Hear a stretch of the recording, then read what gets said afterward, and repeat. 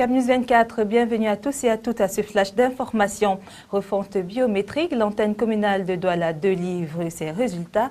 Le bilan présenté pour cette première phase affiche un pourcentage de 85,5%. Cette performance est à mettre à l'actif de la conjugaison des efforts des parties prenantes au processus.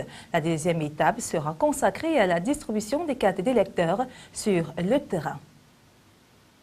En politique, l'UNDP affûte ses armes pour les législatives et municipales.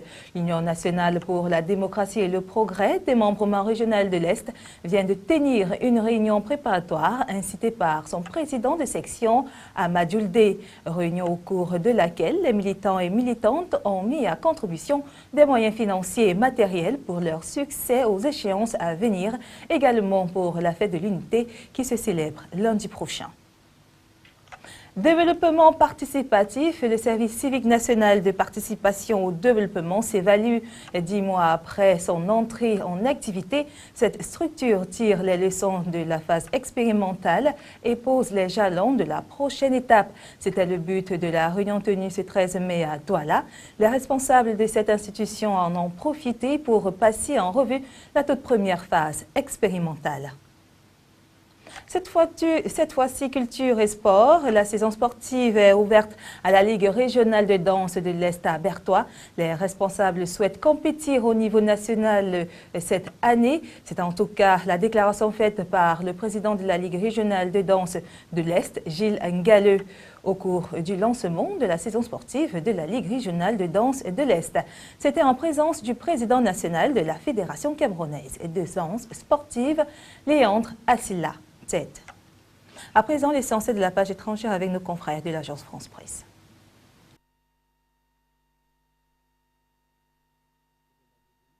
L'état du deuxième malade s'est aggravé ces dernières 36 heures et il a dû être placé sous respiration artificielle.